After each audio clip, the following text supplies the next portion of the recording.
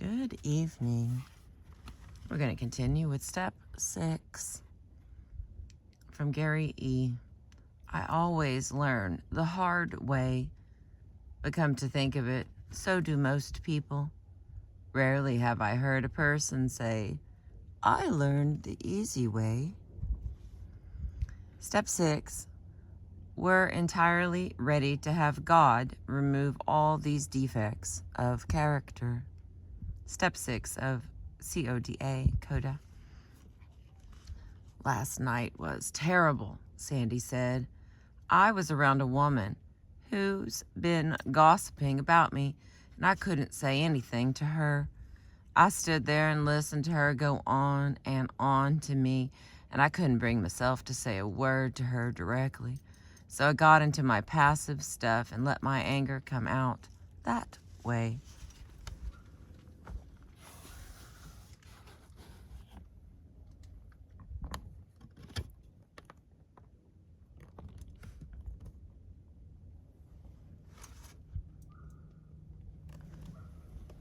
The dog is unhappy. All right, here we go. Then I ran into the guy I was dating a while back. I stopped dating him because he wasn't treating me very well. Now he was with another woman. They looked happy. They were a couple. I'm alone and, as usual, feeling unlovable. Then I got home. My mother called. She started shaming me about something, and all I could do was slink away. I fell right back into my old despair. For just a moment, I started wishing I was dead again. I've learned to believe I can be successful at work, but I don't believe I'm going to be happy in love. I don't believe God cares about that part of my life. I don't feel lovable. All around me daily, I see evidence of how I don't own my power. Then, when I tried talking to God about it, all I could say was, sorry. I'm sorry, God, that I'm such a disappointment to you and everyone around me.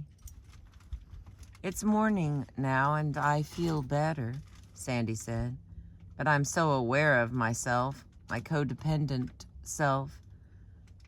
I don't believe good things are coming to me in my love life, and I'm aware that one of my bottom line beliefs about myself is that I'm a disappointment to people and to God.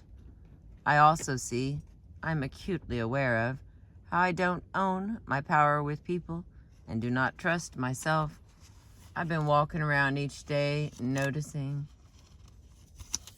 how I don't speak up and I don't take care of myself with people the way that I would like to. Now, what do I do with all this? How do I change it? I thought about what my friend said for a moment. Without being flippant and trying desperately to avoid throwing out recovery cliches, I said, why don't you try the 6th and 7th steps?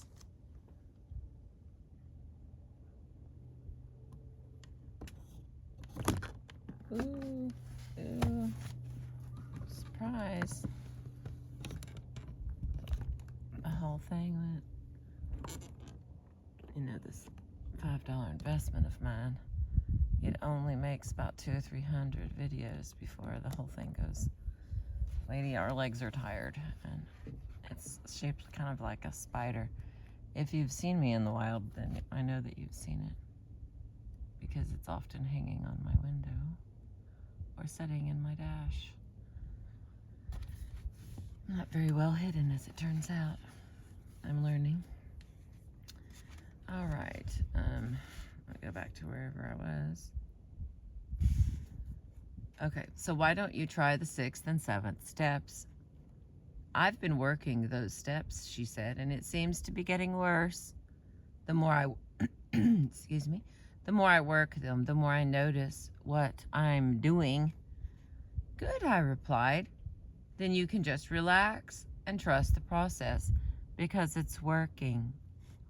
I believe in the steps. I love the steps. but I have a particular fondness for the 6th and 7th. As you may have noticed, they seem to come in groups. 1, 2, and 3 go together. 4 and 5 are a pair, so are 6 and 7. 6 and 7 are perhaps the most unnoticed, unused, and mistrusted steps in the 12. They are some of the most powerful. These are the steps whereby we become transformed. These are the steps that actually change us. And we begin here on page 101. Our protective devices. I hate the language defects of character, said Beth. I choose to look at this step this way. Became entirely ready to have God heal us. I don't believe that we act out because we're defective or bad. I believe we act codependently because we are wounded. And telling someone who's wounded that he or she is defective, or that they've sinned, or that they fall short of the mark, is abusive. Now, this philosophy doesn't give anyone permission to continue to harm themselves or another person, but it seems more compassionate. Whether we call them defects of character or our protective devices, or techniques as I like to use, what are we looking at in this step? What are we becoming ready to ask God to heal us from? What are we becoming willing to let go of? Here's a beautiful little list. Our tight grasp on people, controlling, manipulation, our need to control and manipulate, desperation, our fears, old feelings that may be clogging us up, negative, limiting beliefs, worry, the need to blame our pain on others, waiting to be happy. We become ready to let go of our fear of being controlled, which for many of us is a great or greater than our desire to control or manipulate another. We let go of allowing others to control us, our lives, or our happiness. We become ready to let go of our caretaking, our tendency to focus on the problems, issues, feelings, needs, choices, and lives of any other. The underlying belief that we are responsible for others. The underlying belief that we are responsible for others. The underlying belief that we are responsible for others. The underlying belief that we are responsible for others. I didn't quite get that one. The underlying belief that we are responsible for others. We become willing to be healed from the issues underlying caretaking, weak or inappropriate boundaries or limits, an unclear sense of self-responsibility, and the responsibilities of others. We become willing to be healed from the belief that others, or ourselves, are incompetent and cannot take care of us. We become ready to let go of low self-esteem, our self-neglect, and the belief that we aren't responsible for ourselves and cannot take care of ourselves. Our desire to have others take care of or be responsible for us. Self-rejection, self-hatred, lack of self-trust, lack of trust in God, life, and the process. Our trust issues with people, inappropriately placed trust, and not trusting when it is appropriate.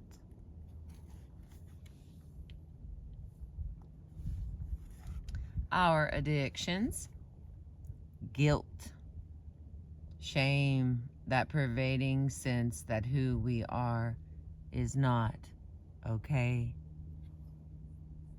We become ready to let go of our inability to own our power, to think and feel and be who we are, take care of ourselves, and enjoy life.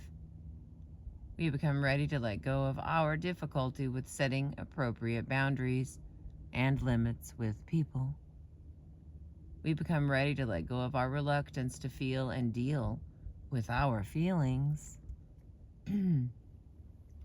Our difficulty dealing with and expressing anger, our inability to experience joy and love, our negativity, hopelessness, and despair, our fear of joy and love, our fear of commitment, a closed mind or closed heart, our attraction to unavailable people and dysfunctional systems, our need to be in dysfunctional relationships and systems, our need to be perfect, our abuse from childhood, our need to be victims, and our participation in our own victimization. A little bit of light here. Okay, so I'm going to try to put this up here without knocking it back down. Okay, what are we becoming ready to ask God to heal us from? What are we becoming willing to let go of? So, okay, come on, baby. We got this. So this is that first list that I read you. Oh, come on. Work with me, baby. Okay, so that's the stuff we get to let go of. And then we're going to scooch down here.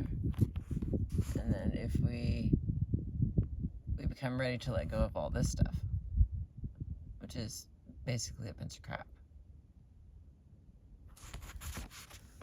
It's like, you don't have to believe in ghosts, but you certainly have to believe in ghosts that live in your brain, you know. So then there's that one, and then there's the last one. And again, it looks clear. We become ready to let go of our reluctance to feel and deal with our feelings. So then there's the rest of it.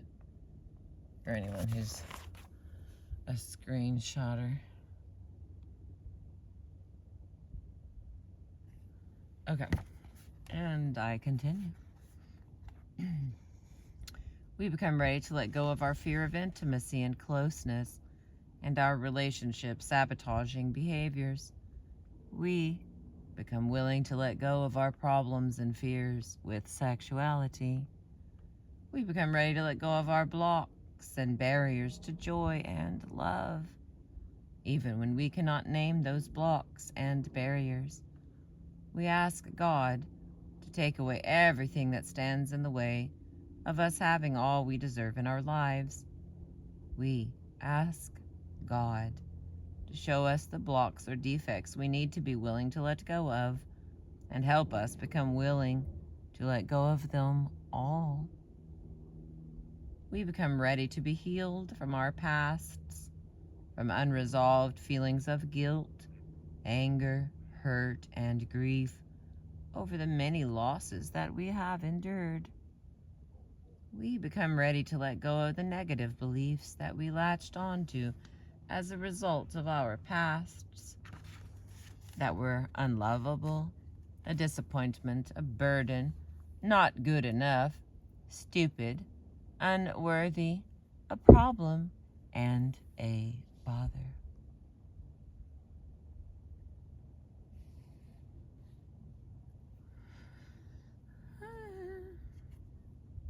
We become ready to let go of all of our don't deserves. Don't deserve love, happiness, success. Don't deserve a new hat, a new coat, a new car. Don't deserve to be heard, cared for, have fun, or even enjoy life. We get ready to let go of the entire codependent package. Whatever we uncovered in our work on the 4th and 5th steps, whatever we become aware of during the daily course of our recoveries, whatever we do not like, whatever we don't want, can't stand, feel helpless about, and want to be done with, we become willing to let go of.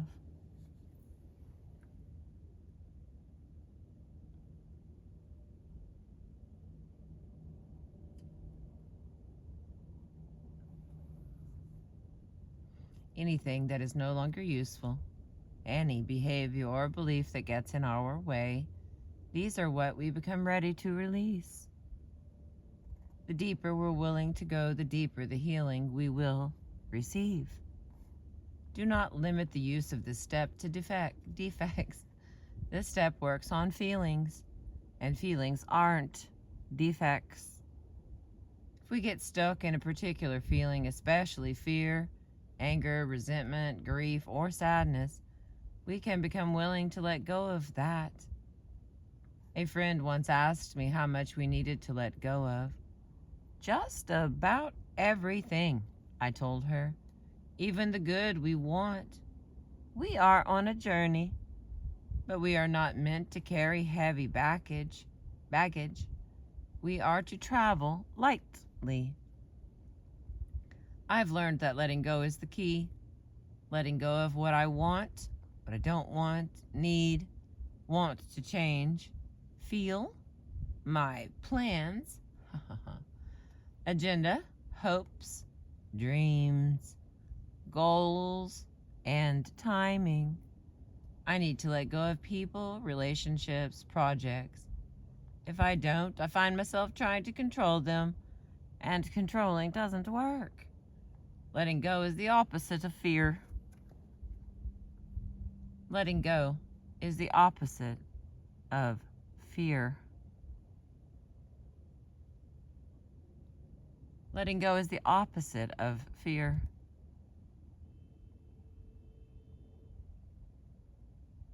What a waste of time, some might say. Someone's honking from across the lake, so we want to acknowledge them. Letting go is the opposite of fear. What a waste of time, some might say. First, we have to identify a need, want, or feeling. Then we have to let go of it. Excuse me. Then we have to let go of it. Wouldn't it be easier to ignore it? To deny our feelings about it? If we eventually let go of it anyway? Perhaps, but that's not how this process works. The victory, the healing, the joy is in the overcoming. It is in the letting go, and then in the receiving. There is no behavior too large or too small to be worked on in this step. When we take this step, when we become entirely ready to have God remove our protective techniques and devices, we are on the way to becoming changed. And the only reason we're trying to be changed is because what we're doing is not working. Just a tiny little mental reminder of the point. It's not that there's anything already wrong with us, it's just not working. You know? So many of us get like, well, that doesn't make me wrong. Technically, I'm not a right fighter, so I'm not one of those, but I know several. And this is like the most gentle way of explaining things I'd otherwise failed at. Alrighty. And we continue. Becoming ready to let go.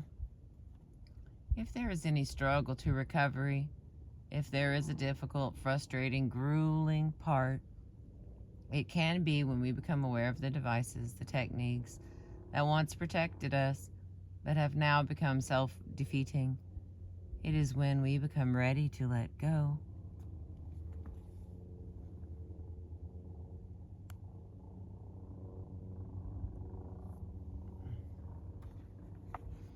I go through my day and I see over and over again how controlling I am, said Jan. I'm not stopping controlling. I'm just seeing over and over again how controlling I am. I understand the feeling. We may have spent years behaving in a certain way without having any awareness of it, or experiencing noticeable consequences from this behavior. Then suddenly, it becomes time to change. We begin to notice that behavior. We bump into it over and over again. We begin to feel the pain from that behavior, the helplessness, the hopelessness, our own inability to change, and we wonder how things will or can ever be any different. That's when it's time to remind ourselves that we are changing. Right now, we are in the process of becoming changed. That is how this program of recovery works. Sometimes I get so sick of a certain behavior that I think I'm going to explode if I do it one more time, that I usually engage in it one more time and often several more times. That's how we become ready. We get pelted, sometimes bombed, by awareness. That's how life gets our attention. Awareness, acceptance, and change. Our part in this process is becoming ready to let go, becoming ready to have God take it from us. Some of us get ready the hard way. I've noticed that the closer I come to being healed of a certain defect or issue or trauma, the harder it becomes to live with myself and that issue. It glares, it bites. It stands right there in my way. I despair of ever changing, of ever being any different. I'm slowly learning that that is a time to say thank you. Thank you for who I am. Thank you, God, for who you are. Thank you for this program that says I don't have to do it alone.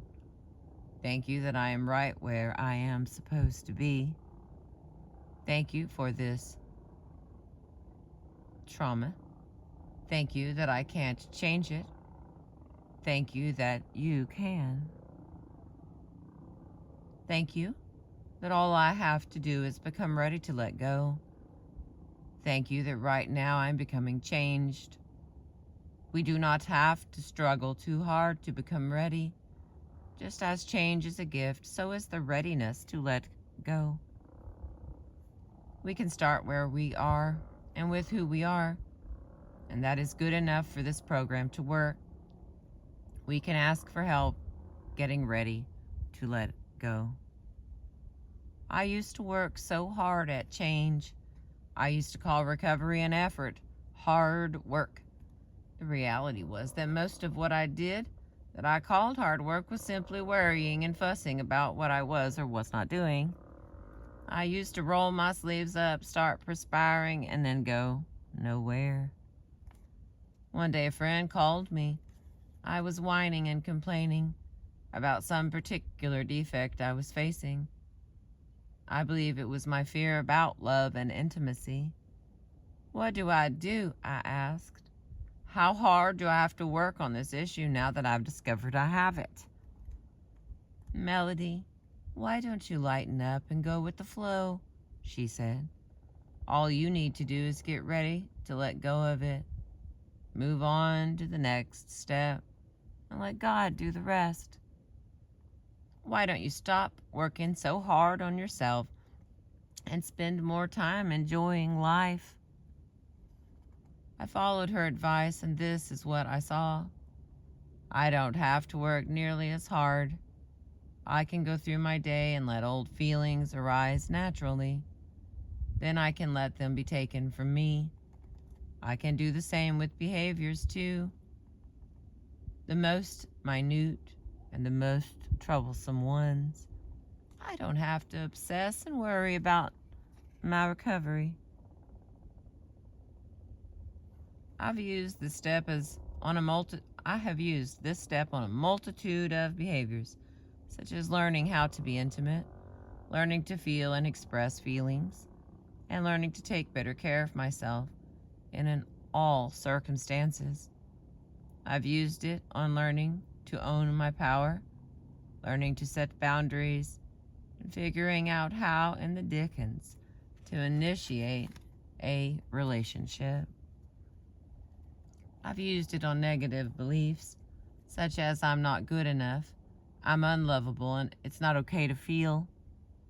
Since then, I do not work nearly as hard by worrying and fretting about how I will change myself. I'm learning that I can identify what I want to let go of, work toward readiness to let it go, and then allow myself to become changed. I'm learning to accept with more grace and dignity those times when I'm being prepared to become ready. So can you. Becoming ready to let go is not something that can be taught, but it is something that each of us can learn through practice. Don't worry. If we stay in recovery circles long enough, we will. The readiness will be worked out in us. Sometimes, despite the pain, we may still be reluctant to have our protective devices, our protective techniques and skills, or character defects removed. We may be afraid of what will be left and whether we will have enough within us to take care of ourselves. This is a normal reaction.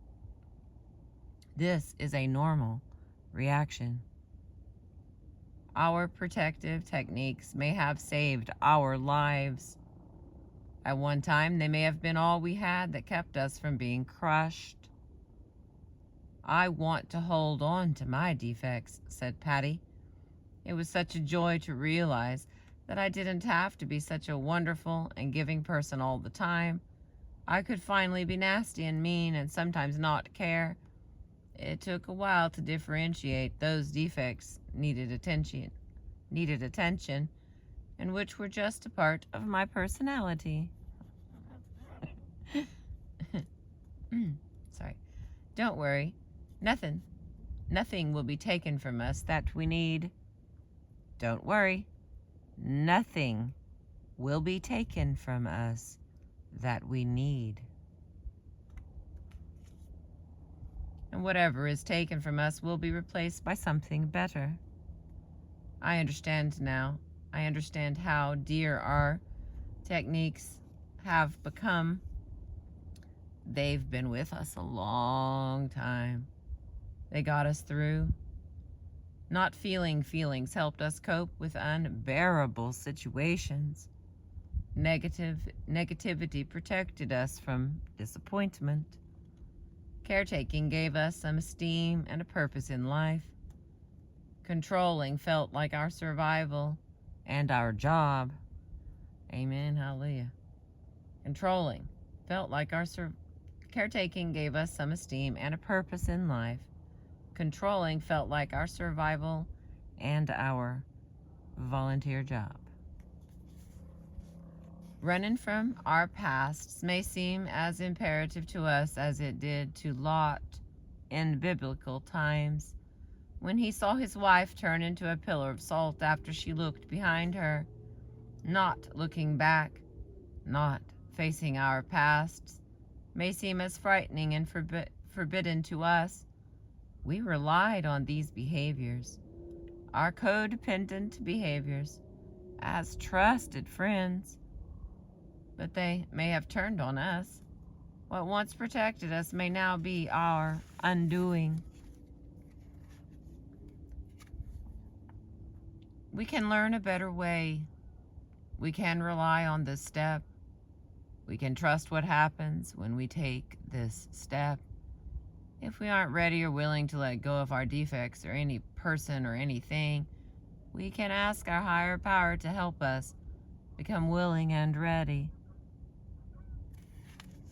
And then here's the last section, and we'll be done with this one. Thanks for letting me read to you. I appreciate you.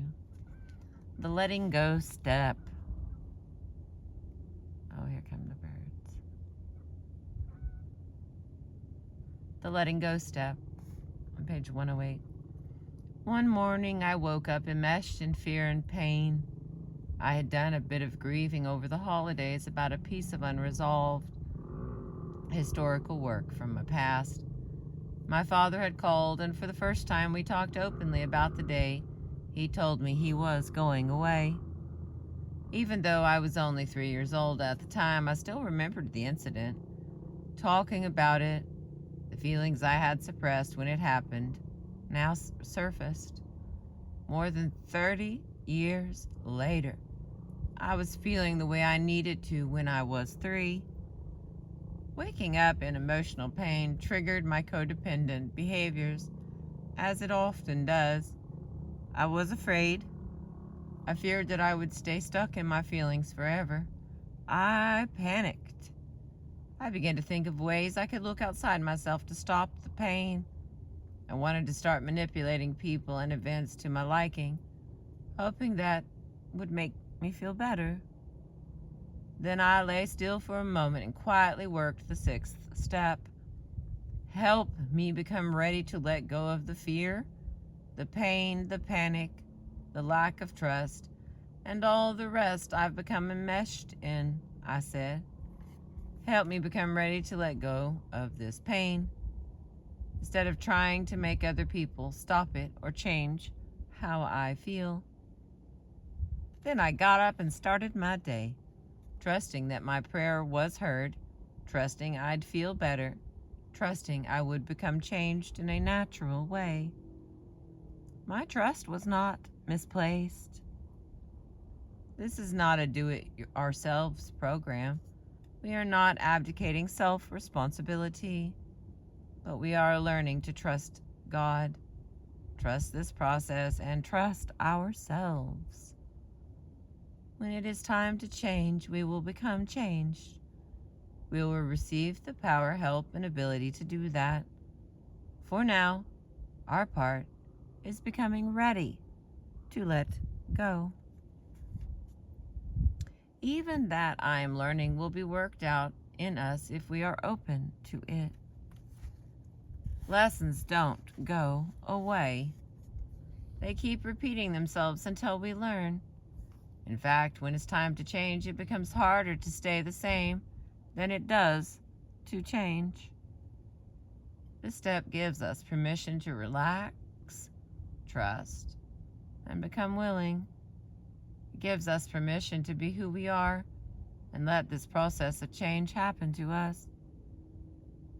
Alcoholics Anonymous, quote the Big Book, suggests that after doing our 5th step, we schedule ourselves and ask God to remove our defects of character, our shortcomings. It's important to take this step and to take it big after doing a 4th and 5th step. This is the letting go step. It is the beginning of transformation. It begins the process of receiving what we want and need from our higher power. Become ready to let go of all that stands in our way, of all that bothers, troubles, defeats, or perplexes us, of all that we cannot control. Become ready to let go of what we don't want anymore and what we truly desire. Then move on to the 7th step and watch what happens. All right, here is the activities. There are 4 of them. And then we will be done with this one from this book anyway. Number 1, what are the hard to handle beliefs, behaviors, feelings, wants, or needs that you are struggling with right now? You may want to begin affirming that you are becoming ready to let go of these issues. Number 2, how would it make your life different if you believed that you could just relax and let this process called recovery happen to you? Number 3, make a list of everything you would like changed about yourself. Include on it the things you would like to stop doing, things you would like to start doing, any family of origin work you would like to accomplish, things you would like to get and have. Put everything you can think of on the list, everything you'd like to be part of your future. Then put the list away and let go of everything on it. And the final activity, number 4. Do you believe it's safe to trust God and this process called recovery? And that is the end of step 6. The next one will be step 7, of course, or in theory. And here is another of this book. I know it's dark, but now I'm aware that it's blurry. There we go. This lady. It's a picture of my son when he was little. I found this old thing. He'll probably be upset. But that was my boy when he was, I don't know, like 8, 9, or 10 or something. And it's those bookmarks that you get from the school. I have all of my children frozen in time. And bookmarks, and photographs, and memories. Don't we all? Thanks for letting me read to you tonight. I appreciate you. I'll see you in the morning.